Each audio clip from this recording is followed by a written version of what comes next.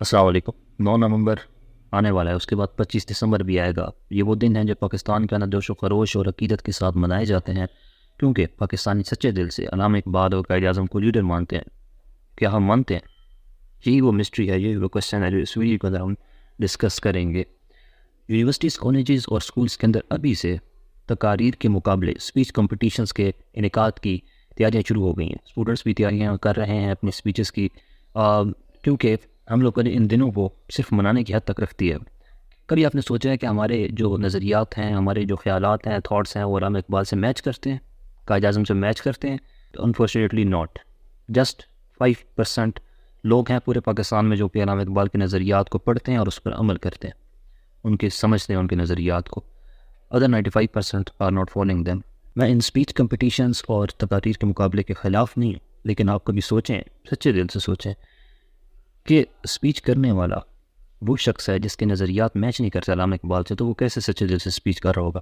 میں نے خود اپنے اسکول اور کالج کے لائف کے اندر اسپیچز کی ہیں، رٹے لگا کر اسپیچز کی ہیں، جو میں نے لکھ کر دی تھی، میں نے بول دی، لیکن مجھے آج اندازہ ہو رہا ہے کہ ان اسپیچز کا کوئی فائدہ نہیں تھا، بیکاز میرے جو نظریات تھے، میرے جو عقائد تھے، میرا جو ایمان تھا اس لیول کا نہیں تھا کہ میں علامہ اقبال کے جو باتیں ہیں ان کو بیان کر سکوں اسٹیج کے اوپر کھڑے ہو کے ان لوگوں کو جو کہ میرے سامنے بھی ویسے ہی ہیں جیسے میں ہوں۔ یعنی میرے نظریات میچ نہیں کر رہے اور میں لوگوں کو سمجھا رہا ہوں علامہ اقبال کے بارے میں، علامہ اقبال کی پوئٹری سنا رہا ہوں جو کہ مجھے خود سمجھ نہیں آتی۔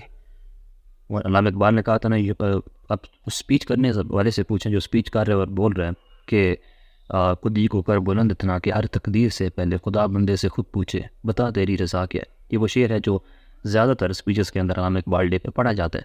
تو اس سے پوچھا جائے کہ کیا تم سے خدا نے پوچھا ہے کہ تمہاری رضا کیا ہے؟ کیا تم اس لیول پہ پہنچ گئے ہو؟ کیا تمہارے نظریات، خیالات اور تھاٹس علامہ اقبال سے میچ کر رہے ہیں؟ وہ کہے گا نہیں کر رہے ہیں۔ پھر کیوں اسپیچ کر رہے ہو؟ کیونکہ مجھے لکھ کر دے دی گئی ہے۔ تو یہ تقاریری مقابلے تب کرنے چاہیے جب ہمارے نظریات ان کے علامہ اقبال کے ساتھ میچ کر رہے ہوں گے، ہمارے خیالات ان کے خیالات کو سمجھ پائیں گے۔ دیکھیں، ایک فارمولہ ہوتا ہے، ریڈ اینڈ ریفلیکٹ۔ ریڈ کریں اور پھر ریفلیکٹ کریں۔ ہم لوگ صرف ریڈ کرتے ہیں، ریفلیکٹ نہیں کر پاتے، کیونکہ ہم جو ریڈ کر رہے ہیں اس پر عمل نہیں کرتے، تو ریفلیکٹ نہیں ہوتا۔ ریڈ اینڈ ریفلیکٹ کے فارمولے پر جب ہم عمل کرنا سٹارٹ کر دیں گے، جب ہم میں صرف اقبال کی بات نہیں کر رہا، میں تمام philosophers of Islam, Muslim state جتنے بھی ہیں، ان کے جتنے بھی فلاسفر، رومی کو پڑھ لیں، اقبال کو پڑھ لیں، جس کو مزید پڑھنا ہے پڑھیں اور پھر ریفلیکٹ کریں۔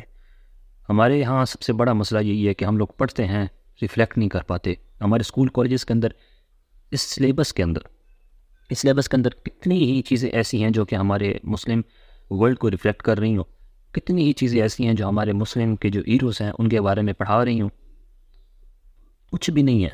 اور کتنے ہی لوگ ہیں جو انٹرسٹ رکھتے ہوں اس کو پڑھنے میں، just 5%، other 95% are not interested in this type of syllabus.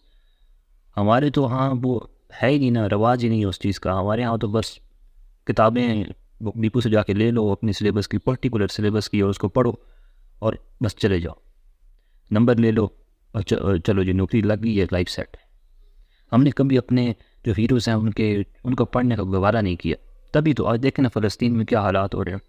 آپ سوچتے ہیں کہ ہمارے اگر آبا و اجداد صلاح الدین ایوبی جیسے لوگ یہاں پر موجود ہوتے ہیں تو کیا وہ فلسطین پر اس طرح کا ظلم برداشت کرتے ہیں؟ پاکستان تو کر رہا ہے نا، باقی مسلم اسٹیٹس بھی کر رہی ہیں۔ کیوں؟ کیونکہ ہمارے جو نظریات ہیں، ہمارے جو خیالات ہیں، تھاٹس ہیں، وہ ہمارے آبا و اجداد سے میچ نہیں کرتے۔